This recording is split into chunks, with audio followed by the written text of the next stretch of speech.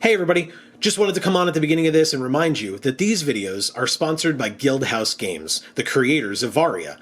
If you want to get yourself the deck that you're about to see reviewed, or any of the decks from Season 2, please feel free to go to guildhousegamesllc.com/shop, and don't forget to use the code GEEKFORALL for 10% off. Thank you, and enjoy the video.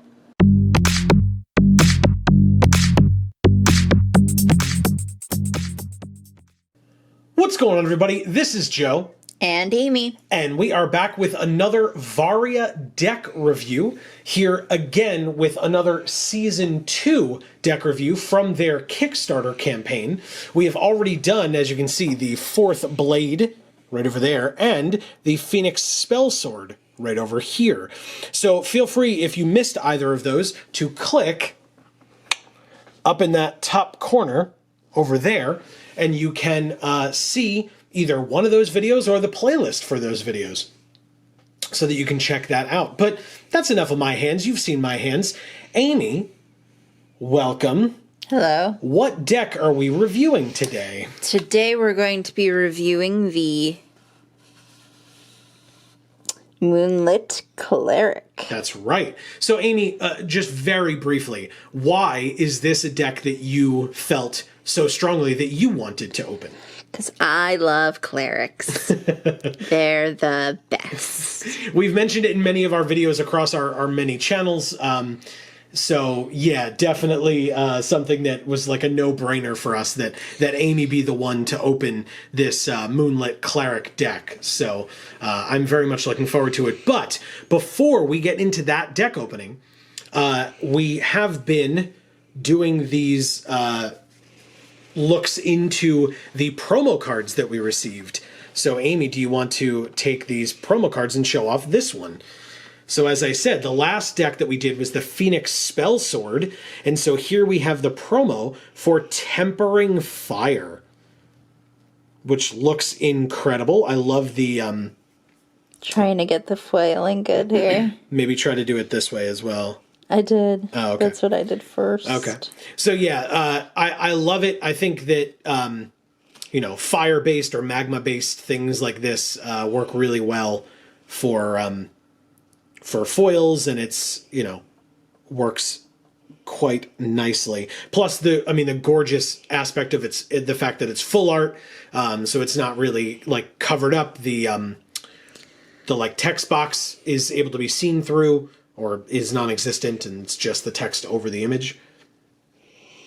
I love that it's just called Magical Life Fire. I know. That's so cool. I know. So yeah, like I said, definitely go check out that last video if you missed it. We really liked the Phoenix Spellsword deck a lot. Yeah. It really spoke to us, if you will. Yes. So yes, on to the Moonlit Cleric deck. Hey everybody, welcome to the channel. Please don't forget to subscribe and ring that bell. We really appreciate it. It helps us out immensely. And when you ring that bell, you'll get notifications whenever any of our videos come out, including more of these deck reviews over the next few weeks. So, Amy, this will be your first experience opening one of these newer boxes, so have fun with that. It is, and that sounded a bit sarcastic. These are actually quite user-friendly, so. Okay, well, there was some extra space in the box in a way that the original decks did not have. Correct. Do you want to, if you pass me the back, or actually show the back of the box, sure, you'll see the other art for the Moonlit Cleric, and I can try to get in there and read this thing that it says here. So we can go like that. Beautiful. So this, notably, is a 4 out of 5 difficulty. So a little bit more complex, or a fair bit more complex than the Phoenix Spellsword. And I don't remember the 4th Blade was the same or not, but you can go check that out as well. But yeah, definitely more on the complex side of things. But it says, obviously, get ready for the fight of your life. Forget everything you know about collectible card games. In Varia, there aren't any minions to protect you or walls to hide behind. You raise the shield. You cast the spell. You swing in for the win with your weapon of choice. If you want to slay the enemies of your deity, you'll have to weaponize divinity yourself. So do we want to talk about this art at all? on the back It's here. interesting. I'm looking at these rings Yes. with like them a lot. runes on them. And this Moonlit Cleric, I'm going to say she, but I could be wrong there. Yes, it's a she. Okay, so she has wings, seemingly, and looks like more than just your, what I would say, more traditional 2 wings. It looks like it's at least 4, Yeah.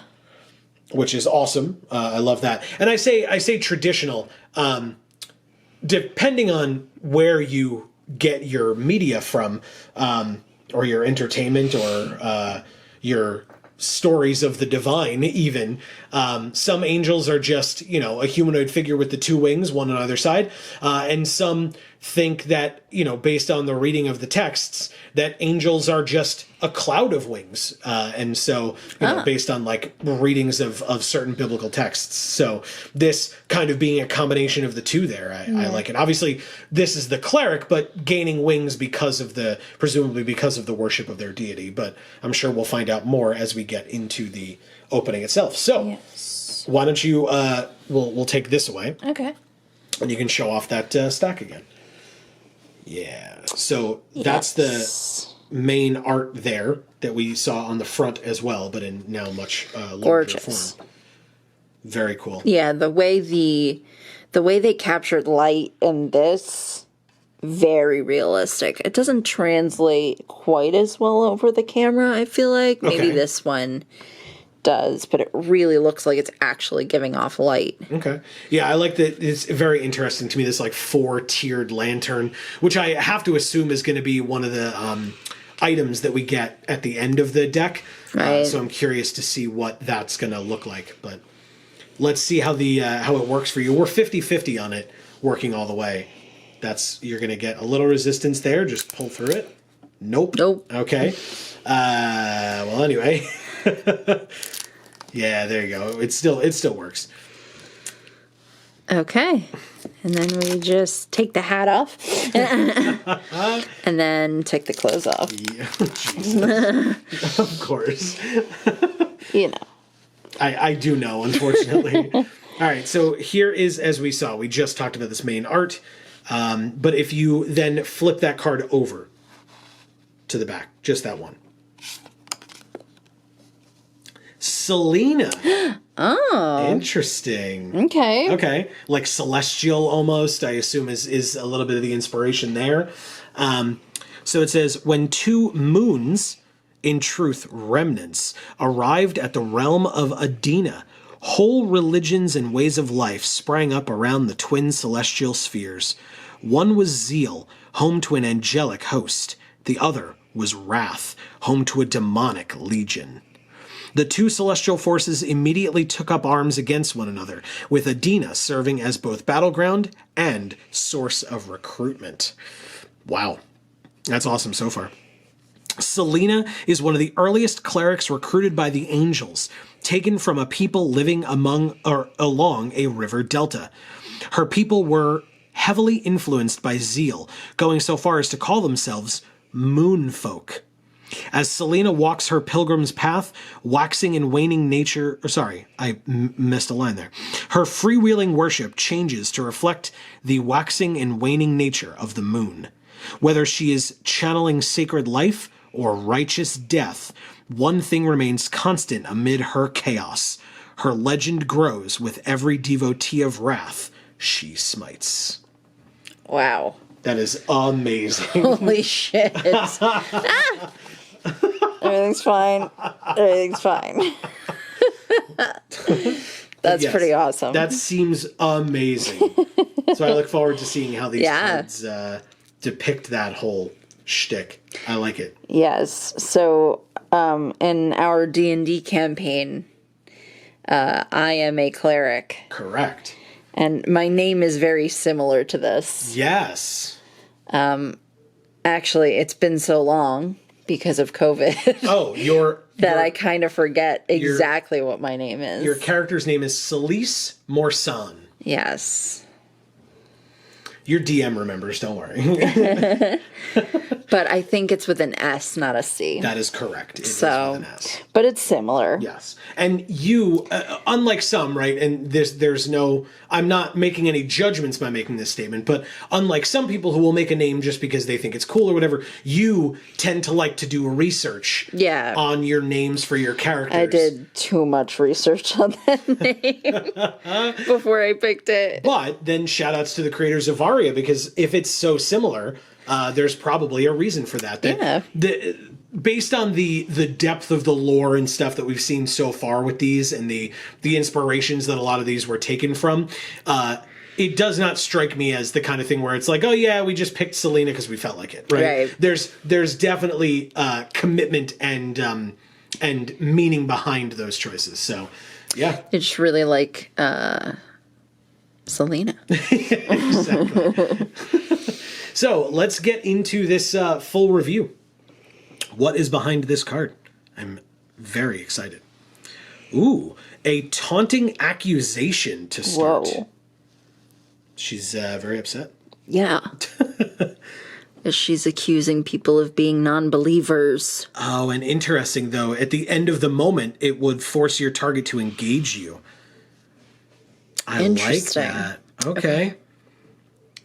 Oh, and then it says, if your target attacked you this moment, you treat all future actions they perform this turn as if they are your divine enemy, in addition to their other types. Wow. So that's a new mechanic that I'm sure, and it's in bold for a reason. I'm sure that we will see some things that will refer to that more in this deck, because that's just kind of how it works. But divine enemy, very interesting. I will say the lantern in this art does not show the light in the way that the others did. Yeah. Okay. Interesting. I don't know if that means it's supposed to be somewhat out right now, or if that's just this artist was a different artist and they just didn't do it the same way. Right. Well, I love, oh my God, I love the perspective though. Yeah. That like that finger, because like when you look at that from like a distance, you could be like, oh, it's a fist. But then for its taunting accusation, like the finger is being pointed at you. Yeah, it's a little hard to tell on camera. So I'll try to bring it a little closer so you guys can see. Yeah. Do you see that finger? Really cool. That little finger. It's not cute, even though I'm saying it like it's cute. It's very uncute to accuse people of things. Yeah. Taunting accusation. I like it. Or taunt. Yeah. That's also very not cute. Yeah, and I also love that it's a D4 plus 4. That's a very large plus that you don't typically see. So, very nice. We have more than one of those. And that is a physical block courage. Ah, cool. Interesting. Okay. Yeah, I like that. We move on to Exalted Assault. Another, this is a physical attack, strength. So interesting that, this is a block courage and an attack strength. So a lot of the other ones, I feel like, and we'll get into the rest of these, but a lot of the other ones, like, you just talked about the tempering fire was life fire, right? It was the type of magical ability that it was, and this is just strength, right? So I'm curious to see when we get into a little bit more of the magic that's granted to her through her deity or whatever the case may be, but. Yeah. I mean, this looks awesome. Yeah. Yeah, it's really cool, the motion that they created around the focus of the picture, right? Yes, very cool. This appears to be a person and their hand up. Oh, okay, sure. This is like the back of their head, I guess, and this is their arm up. But they're all blurry because they're close up. Right. But the motion that is being created here by the whooshing of the staff or whatever. The staff lantern thing. Yes. It is so cool because it creates this circle around the focus of the picture. Kind of creating her as like a bullseye almost. Yeah. That draws your eye. And to put the moon behind her like that. Sure. does the exact same thing, and it makes perfect sense from a flavor standpoint, of course, because she's the moon people. The Moonlit Cleric. Yes. So this is a blessed card. Before you pay to perform this action, create a token. So we found one of the tokens.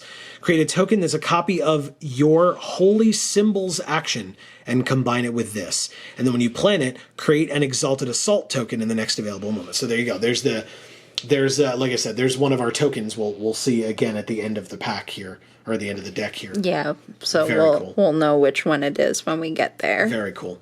I like it. Another one of these. Yeah. And another one.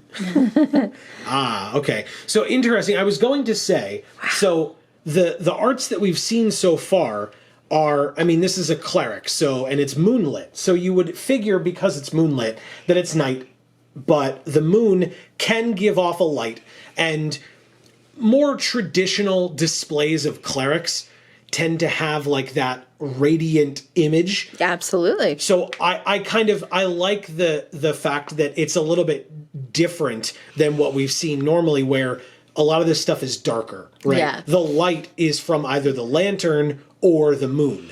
Right. And it's dimmer. Yes. But also it's a different color. It's not a yellow light. It's a blue light. Yes. So, but the reason I bring it up is because here is a bright card. Yeah. Right? In Smite Evil. Beautiful coloration, this sort of bluish light. Here when it actually just shows the moon, it's much yellowier, because it's just the actual moon. But when you're just seeing sort of the magical energy that emanates from the moon, it's coming off of her, but that's because of the moon, right? So here it's a lot more of a blue, soft light. Yeah. Which is what you would expect to see from moonlight, I suppose. Yeah. And this is ranged because it's a magical attack. You can tell it's like she's not kind of touching this person or this individual. No, she's far away. Exactly. Well, far enough away. And now we get into the divine, right? So I said it was courage and strength. Now we're into a magical attack divine. Right. Which I like a lot. Smite evil. Yes. And the flavor text here says, "Begone. Misplaced faith disgusts me." Wow. That's a little rude. Oh, I thought it was badass. I think it's badass. It's badass, but it's also rude. It says at the beginning of the moment, if your target has performed an action this turn that has a type matching your divine enemy, this action gains an extra power die and an extra focus die until end of turn. And seeing as how the power and focus die that are already here are a d6 and a d4, both +3, that's very cool that you get an extra d6 and an extra d4 on top of that. This seems quite powerful. Yeah, I just can't get enough of the coloration of this card. I think it's gorgeous. Yes, and as I tend to be the one to point out, not that you don't notice it, but I tend to focus on this a lot. The coloration on the card itself matching the frame perfectly on the left and right there. Beautifully done. I love that. It's like it's almost a perfect match. Yeah. So we have... well, I assume that's why they changed it to that one from the, red... Correct. ...sort of flamey frame. Well, and I think it's magical versus physical. That makes sense, too. I think. Yeah. Anyway, branded perception. Ooh. Magical divine card here. Beautiful. Yeah, I love that. And it's affecting his head? Or this... because his perception. Yeah, okay. You treat your target's action as if it is your divine enemy until end of turn. Your divine enemy is determined by your holy symbol. Okay. I like that. So yes, the holy symbol, if I recall correctly, we will see when we get to our items at the end, which I've already surmised will also be the lantern. So... we'll see if they're the same thing or if they're going to be two of... well, this is the holy symbol, the the crescent moon with these little spikes coming off of Right, it. well, but that's reading off of her hand. I'm saying Oh. I think there's actually a holy symbol, like an item that will be I her see, I holy see, I see. symbol that she maybe wears as like an amulet or something or whatever. Open heart, open mind. So that is the main image that we had on the front of the box and on the story card, if you will, the lore card at the beginning. This is another physical courage. Yeah, very nice. We saw one of those earlier. Well, we saw the other one was a block courage, but this one, a physical block courage. This is just a physical courage. You may play any action in your hand that has a faith requirement. That's awesome. As if it had fast, as long as you plan that action as either a combo with or a replacement for this action. So yes, I would say that I think that's So if it has faith, it has fast.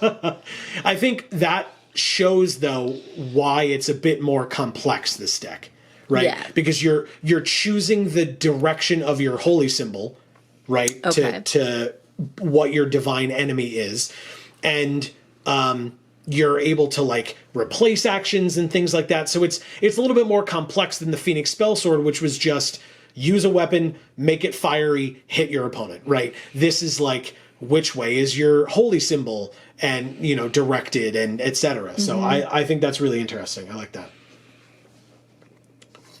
Another open heart, open mind, of course. And then, ooh. Whoa. Wow. Do you guys see that? That is gorgeous. What the hell? Wow. Oh Beautiful. That is beautiful. Shelter the sacred, magical block, divine. Gorgeous. Oh, and it lets you look at the top X cards of your deck and put them back in any order where X is equal to this action's total focus. That is awesome. And now, because it's funny that now it makes more sense, right? Because I thought to myself, okay, this is a block, but your focus die doesn't get any pluses to it. So it's not going to work very well for you in terms of trying to dodge, but that's really awesome. Yeah. This art is just mind-blowing. I can't get over it. Yeah, it's gorgeous. Wow.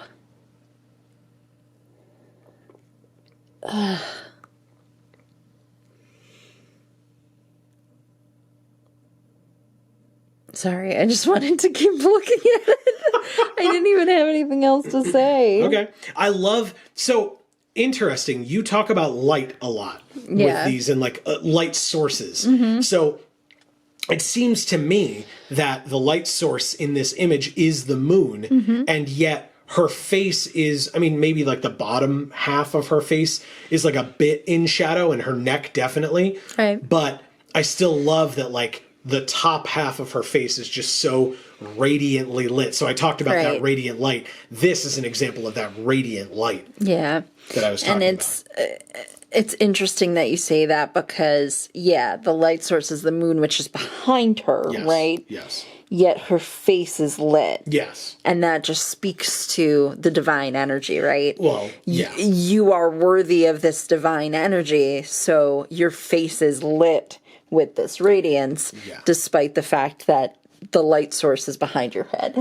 Did I say the name? The Shelter the Sacred. I don't know that I mentioned its name. I apologize. I was just so Distracted. stricken by the art. It's so It's good. incredible. Yeah, beautiful. And yes, her head slightly tilted upwards because, of course, you know, traditionally the idea of the divine would be up above in the sky or whatever. And that's where the moon is. Yes, precisely. Amazing. Very cool. Yeah, that moon is gorgeous. Yeah, like very well done. Insane. Yeah. It's just like her face is just so good. What am I looking at here?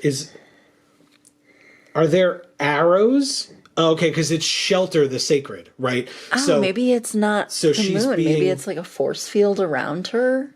Well, I don't Like know, around her because head? if you look on the left and right, there's like almost what looks like water. I mean, it's not, right? It's Or just it's like a an force field, what you're invisible talking about. force field. Right, exactly. That these little things are hitting. Yes. So it looks like arrows being deflected by this like shield that we're looking at here. Interesting. Really awesome. Really awesome. Yeah.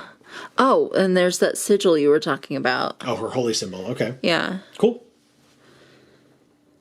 I think it's just like a part of her armor, though. Oh, okay. Like the top part of her armor. Like the part that's at the base of her neck. Right. All right. Well, like I said, we'll definitely see it once we get to the items, but that is very, very cool. Flaying Moonlight. Jeez, that is aggressive. Okay. Wow. I like that. Magical attack, Divine Light. So at the beginning of the moment, there's an effect, and at the end of the moment, there's an effect. So at the beginning of the moment, you reveal the top card of your deck. Your target's action gets -X until end of turn, where X is equal to the total faith requirement of the revealed action. And then at the end of the moment, if your target's action type matches your divine enemy, they forget that action. Your divine enemy is determined by your holy symbol. So what this says to me is that if you do the Shelter the Sacred right before you do the Flaying Moonlight, so that you get to look at the top X cards of your deck and put them back in any order, then you know what the top card of your deck is to give your target's action -X appropriately. Cool. Because you can put something with a higher faith requirement as your top card. Very interesting. Very cool. And again, like I said before, much more complex in that way. Yeah. And flavorful. Yes. Of course. Now, do you want to talk about some light sources in this? Yeah. I mean, they did an amazing job of making this lantern give off light. Yeah. It is not just a picture. It's- you know, this is like, if the picture was just, you just cut this out, it would still look luminous. Yeah. From this distance that I'm looking at it from, it doesn't even look like there's different sections to that lantern. It just looks like a light bar. Yeah. You know, like, It's a glow stick. yeah, or a lightsaber. Yes, they're definitely at a club right now. Yeah. That's what clerics do. They go to clubs. Oh, there you go. Dance I'm with light glad I knew. sticks. You're the expert, so. Huffy. So not. Yeah, no. Here we go. Moving on. Okay. But again, they did an amazing job of keeping the coloration of the picture matching Frame the is coloration of the frame. so good. Oh, geez. Oh, Sorry. how could you have missed this? I know. Empyrean Ascension. So cool. So first of all, the fact that it is the only one of its kind in the deck also speaks to how amazing and impactful it is. We know that it's the art from the back of the box, so there's that as well. And I mean, how sick of an art is it? yeah, and it's very Sephiroth. Oh yeah, okay. Sure. Because these are wings as well. These down here. Oh, look at that. Yeah. Yeah, and I was looking at that before because I could see the texture of this wing over here Yes. with the picture that was on the back of the box. Yeah, you can kind of But I really couldn't tell if this was another wing Gotcha. But now you because know. it was cut off. Yeah. But now you can. Nice. By the way, Amy mentioned Sephiroth. If you're interested in Final Fantasy VII, if that piqued your interest, don't forget to check out Video Games for All, link down in the description box below, where we are currently playing through Final Fantasy VII. Anyway, I guess this isn't the one ring because she found a second one. wow. Also, I mean, the ring was, ring size, so she'd have to be real tiny. She's a pixie. So this, a magical divine angelic card. Blessed, fast, improved, and ranged. Wow. God, yeah, you can tell why there's only one of these in the so deck. coming out of these rings makes her new and improved. Beginning of the moment, you can disengage from your target if you haven't already moved this turn, and at the end of the moment, you make a faith check. She's the bionic cleric. Yes. Sure, we'll go with that. On a 12 or greater on your faith check, you may combine Empyrean Ascension with your next planned action. And then the flavor text says, "Do not be afraid. This is Divine Will. Cool. Yeah, very The cool. detail in some of these is insane. Like, you guys aren't going to be able to tell because I don't think I can bring it close enough for you guys to see and zoom in on these. But the detail is just insane. Also, she got a second lantern from somewhere. Yeah. Well, or it divides? I don't think so. I mean, maybe. The other one was like one hanging off of a staff, and now it's like the same staff, but it's like two. Oh, there's one at the bottom. You could see it in this too. It's just like that one's not giving off as much light. But it's like right there. Yes. At the very bottom of the staff, there's just another one. But there it's solid. It's a solid staff in between, whereas here it's more fluid. It's more whip-like. Yeah, so there's a chain connecting it to the top. Love it. And then the base of the staff just is another one. And the chain aspect makes sense because it's like a sensor with that would hold incense or something for certain holy figures even today, but also in the past. So the fact that it's on a chain makes sense as well. Of course. Very nice. Then we have Hot Fix. So we saw this in the last deck as well. It looks like we're now onto the generic cards, which I think I had questioned it last time because it was used in the Phoenix Spellsword deck where there was Hot Fix, and it seemed like that was just what, it's Arcane Fire, and that's what the Phoenix Spellsword was doing. But now we can see that it's at least in more than one deck, so it is more of the generic stuff. So not bad, though. We talked about it last time, so... Very nice. Yeah, it's just repair one of your ruined items. Yeah. So it's vague enough where if she ruins her big rings or her her holy symbol or her lantern or whatever, her lantern staff. Yeah. She can use this to repair it. Very nice. Ooh. Ballista's Bane. Okay, yeah, sorry. Again, from a distance, it looks different than from up close. But yes, we talked about how cool it looked, that it was very obvious, or it seems very obvious, that the projectile that was flying at this person, they just slashed it in half and it passed by them harmlessly. Yeah. Very cool. Even though it was flaming. Yeah, it sure was. Like you do. Yeah. Again, Legionnaire's Taunt. Yes. So again, we've seen these cards at least in the Phoenix Spellsword, but again, in past videos, so we can kind of pass through these. This is a new one. It is new and depicts the Moonlit Cleric on it, but it is an Arcane Bolt. Ooh, okay. So here's her holy symbol here. Yeah, very nice. It's ranged, and I love that D4 plus 4 here, even though it's an attack. It's a magical attack arcane. This action cannot miss due to distance. And then, of course, that's what ranged. I don't know why I read that off. The flavor text.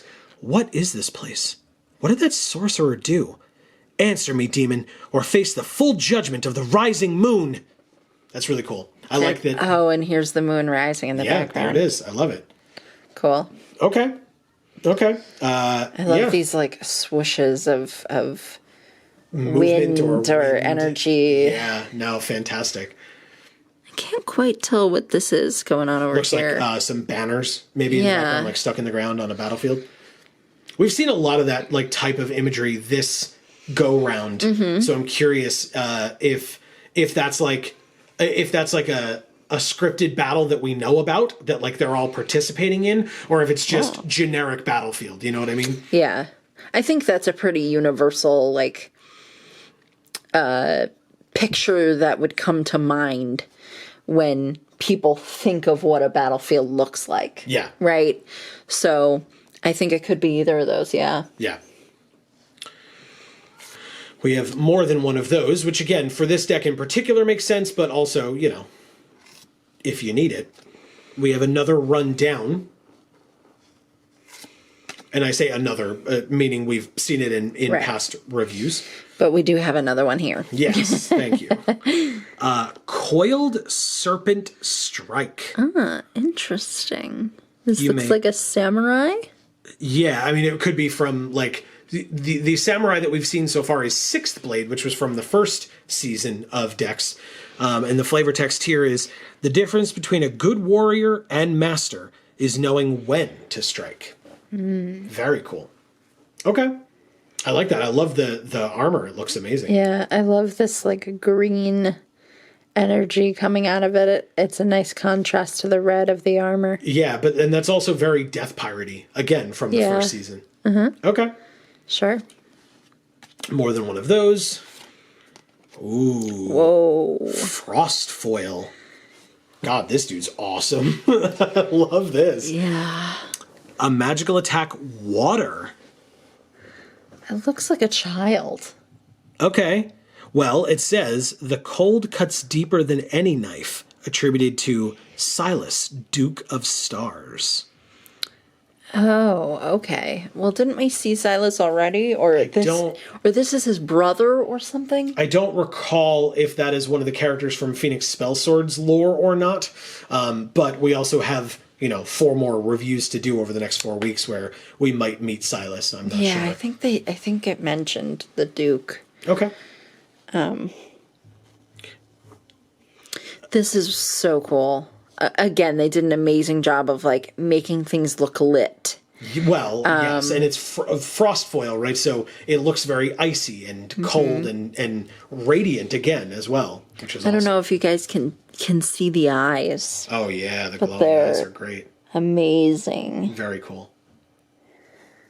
But yeah, the highlights on the face, I mean, gorgeous. Gorgeous. They did such an amazing job on this art. Yeah. Ooh. Oh, right. Okay. We saw these Ing's Piercing Fang, and then, if I recall, its partner card is right behind it, or at least was the last time we saw it. No. Okay, I lied. Not in this one. But anyway, Ing's Piercing Fang. Yeah. Very interesting. I like that, again, cool. It costs action points plus blood. Or health points. Yeah.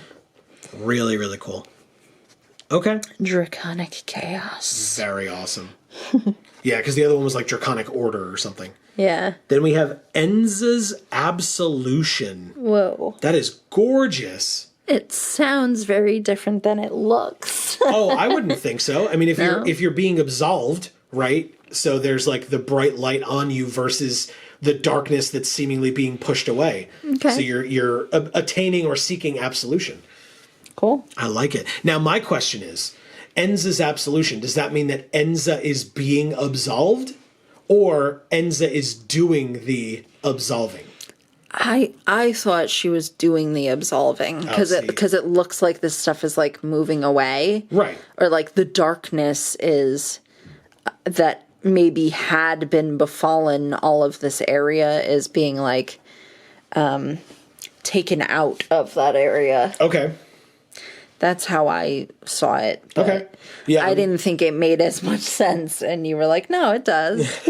So I don't know if you see it a different way, then maybe that's the way that it actually is. Well, that's why I'm just not sure if Enza is the deity or the individual that's like seeking absolution, Right. So anyway, if people have thoughts or know for a fact, let us know in the comments. But yeah, it's remove all stacks from yourself or from one of your allies. And only if this action is not an attack. And it is magical cosmic divine.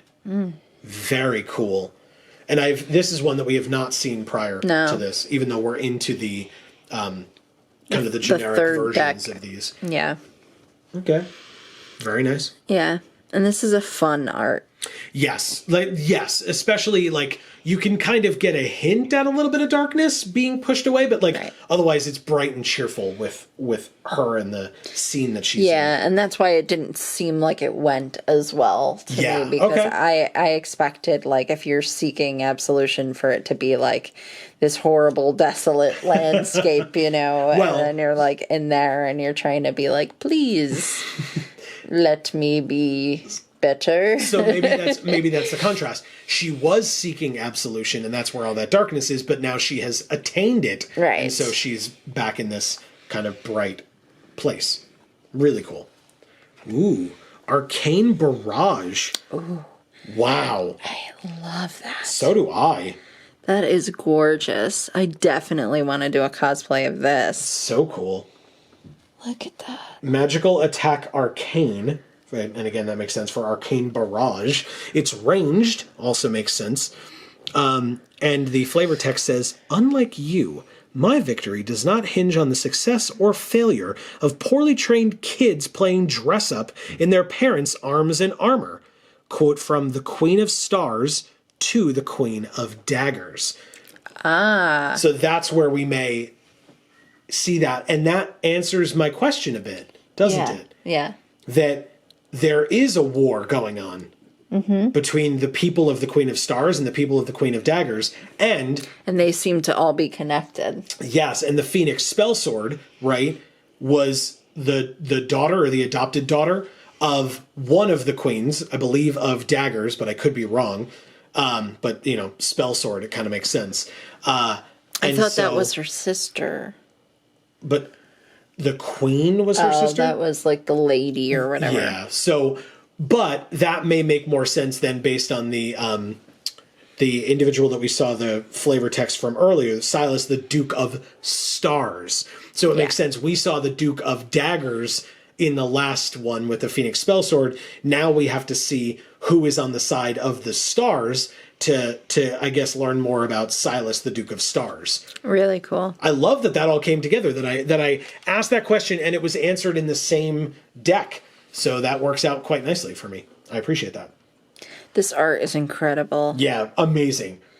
Gorgeous. The creasing of the fabric, the wispiness of all the light that exists here.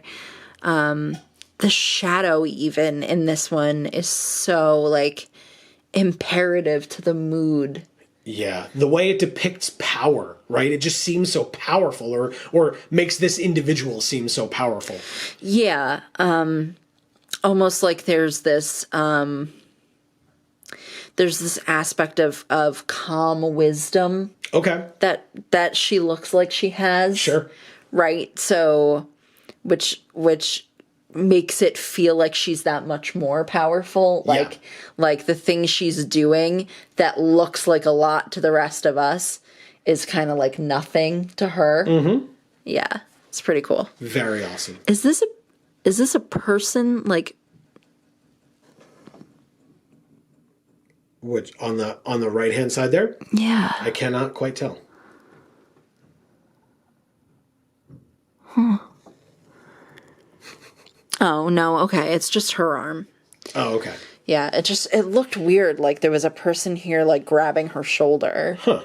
But it's just, this is her arm. Like this spirally thing isn't a hand, it's her sleeve. Gotcha. And then this is her arm up with like the magic coming off of it. Yeah. That's something cool about this kind of an art though, is being able to like, you get the opportunity to, I mean, some people might not want to, but getting the opportunity to like take a beat and actually look at it and take the time to analyze, like, what am I looking at? What is each individual aspect of it? Because like some arts are just like, oh, okay, it's this, like, it's just very obviously what it looks like. And then you just move on. But this is the type of art that you get to like analyze. Cause you, like you said, you're like, what am I looking at? What is this? Oh, okay. This is that. And you get to be like a bit of a detective. And so, I know that there are some people who enjoy that kind of thing and others are like, I hate this. I can't tell what it is. Like, so. Or I don't care enough to, take the time. Right, exactly. Okay. This one's another great one for complementary colors. Yes. You got the purples and blues. Yep. Right up against the gold. Yep. And the gold looks beautiful because it's not gold. They did a great job of the color of the lighting affecting the color of the gold. Okay. You know what I mean? Mm-hmm. So it doesn't look like this. Yeah. Color. Yep. It looks like how it would look if it was lit by this kind of light. Sure. Sure. And of course, you mentioned purple and blue. It matches the frame very nicely of the card. Yeah. This one too was great. You guys can't tell as well on the camera, but her skin is sort of very orangey, which stands out so much against these blues and greens. Yeah. So it really does look amazing. Then we have, here we go, the Dire Lantern Flail. That is so cool. See, so it's only a lantern. Oh, no, it is on both sides because it just dangles here, whereas it's straight off there. Yeah. Okay, I appreciate that a lot. So it's a flail. So this is the piece that flails. Precisely. And this is the like stationary piece. Yeah. So this is a weapon item mace. It's considered a mace, which makes sense. It is the favored weapon of Adina's lunar clerics. This holy flail contains the light of zeal. Very cool. And it's considered a physical attack strength. Blessed. Before you pay to perform this action, create a token that's a copy of your holy symbol's action and combine it with this. When you plan this action, create an Exalted Assault token in the next available moment. So there you go. More Exalted Assault stuff, which was the second card that we looked at out of this deck.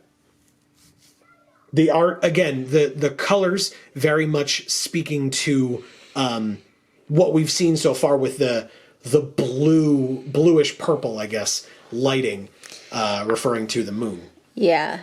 The thing that's cool about this one is this card frame is not the purple and blue one. Correct. That maybe would have even kind of been too matchy with this art, and it would have blended right in. Yeah. I think this one stands out a little bit more, but it does like match these sort of candles that line the rim of the picture. Very, very cool. Right. And to a degree, this like pedestal here that it's on towards the bottom. Lit with candlelight.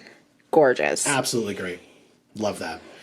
And then there is the holy symbol. So the symbol of the waxing moon is on this side. Now, correct me if I'm wrong by showing me. This is either double-sided or there's a second card for the other symbol as well. Because there's more than one holy symbol. Okay, there you go. Symbol of the waning moon. Okay. So it's waxing versus waning. It is two different cards, I wasn't sure if it was back to front or what.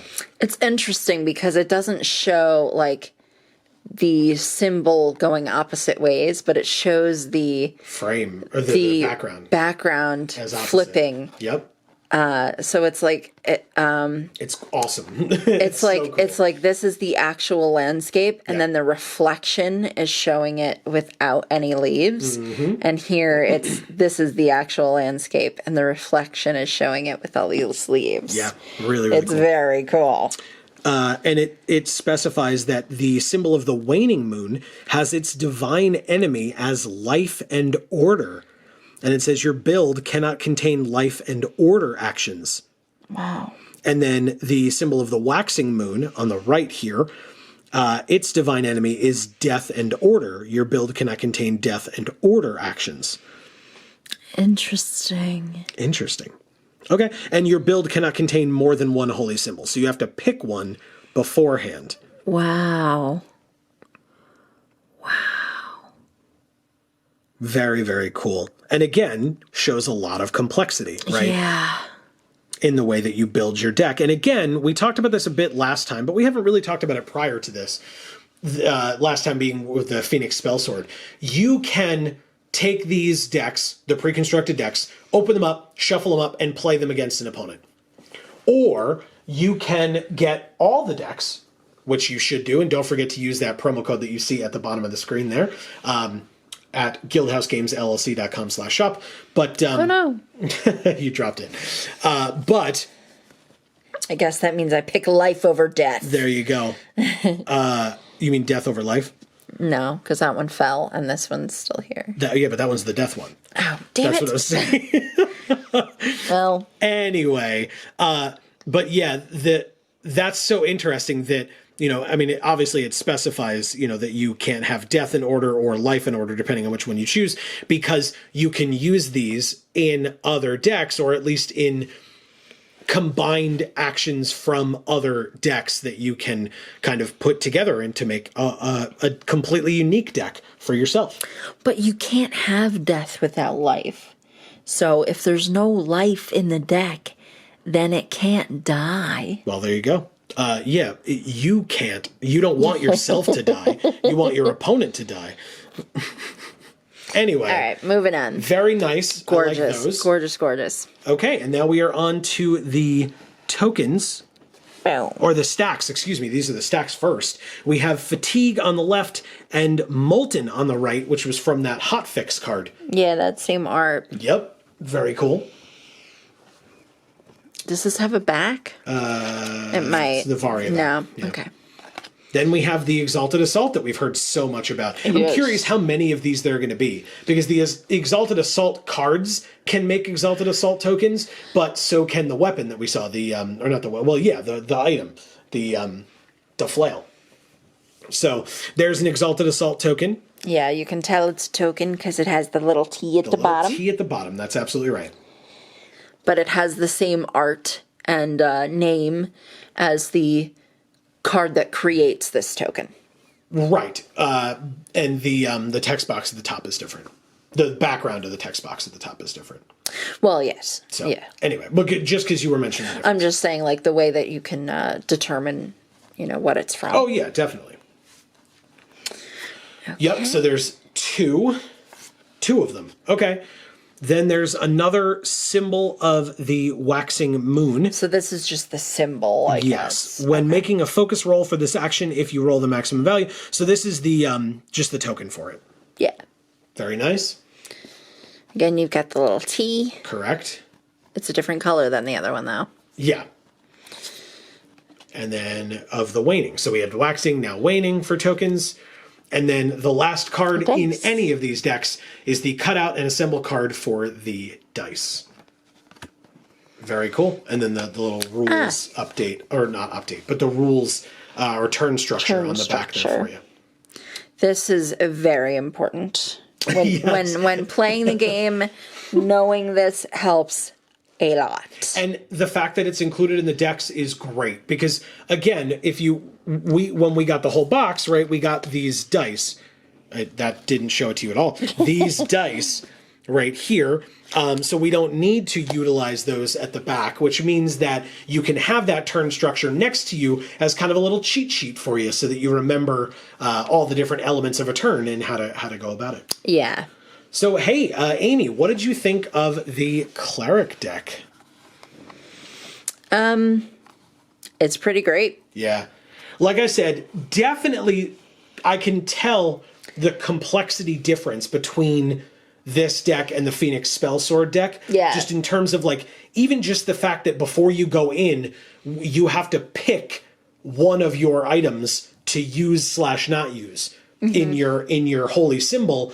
But I like the fact that in the deck, there are a lot of cards that say, okay, you're going to treat their action as your divine enemy, right? That's just going to happen for you. So I appreciate that the deck, even like the pre-constructed method of the deck still allows you to not be punished by like, oh crap, I chose this and they're the opposite. I guess I'm screwed. Like, no, your deck allows you to treat their actions as your divine enemy so that you get a bit more of a benefit for utilizing it in that way. Yeah. I don't know. I felt like the flavor of this was a little harsh. Harsh? Yeah. How do you mean? I get like wanting to defeat evil or whatever. Okay. Right? And being a cleric means that's what you do, Sure. I guess. Mm-hmm. But I just, it's a little hateful. Okay. It's a little hateful to just be going around like murdering people because, they don't believe in the same God as you. Well, one of the things that I enjoy about what Varia has been doing with some of these, what you could call tropes, is turning them on their head. Yeah. I mean, look at the fourth blade, right? That's their bard. So, Yeah. right? So I like that aspect of it where you're like, well, this isn't like what I think a cleric is. It's like, yes, but it's what Varia thinks a cleric is, right? So it's their version of it. That's not to say that you're wrong, right? Or not even to say that that's the only thing Varia thinks a cleric is, right? No. Because in the future, if they decide to do other clerics, Correct. It's just, I guess a way of showing like a variety of things that a cleric can be, as opposed to, like you said, this sort of tropey version that everybody has in their head. Exactly. You can sort of do things that are unexpected with the characters that you're making. Right, which I your appreciate. game. I think that's so cool. Yeah. So, I mean, props to them. Definitely, if you're interested, as we said, in picking up this deck or any of the other decks or all of the other decks from Season 2, don't forget to use that code GEEK4ALL written down below at guildhousegamesllc.com/shop for 10% off your order, and it lets them know that we sent you. And thank you for being here to watch this video. We hope that you enjoyed. And don't forget, we'll be back next week with more of these. Yep. So definitely stay tuned. Don't forget to subscribe, ring that bell. If you want to see more stuff from us, check the links in the description down below. We have Video Games for All, Gluten Free for All, and this channel. You can sub, ring the bell at all of those, and check us out on our socials, also linked down below. Yeah, how many more decks do we have? 4? 4 more to go. That's right. So we are... check these videos out, guys. Yeah, there's 7, but we're like almost halfway through, because you know. Yeah. It's an uneven number. Well, the next opening will just be half the deck. And then, we'll just let you leave the rest to your imagination until next week. That sounds terrible. Yep. Sure does. Tune in next week for where we're awful to you. But yes, we will see you next week for more of these. Don't forget, we're also live every Monday and Friday from 8 to 10 p.m. Eastern Time right here on this channel. Mondays, we play MTG Arena. And on Fridays, we play some random video games. This Friday, we will be continuing our playthrough of X-Men Legends for the PlayStation 2. So definitely stay tuned for that. But, and also, if it needs to be said, as always, thank you so very much to Guildhouse Games and the creators of Varia for having us and allowing us to do these reviews, because we love them. This is so cool. So, yes. Thank you to them. And it's a great honor. That's right. But for now, from us here at the Geek for All family of channels, I have been Joe. And I'm Amy. And as we always say, in whichever video of ours you watch next, we will see you all next time. Thanks, everybody.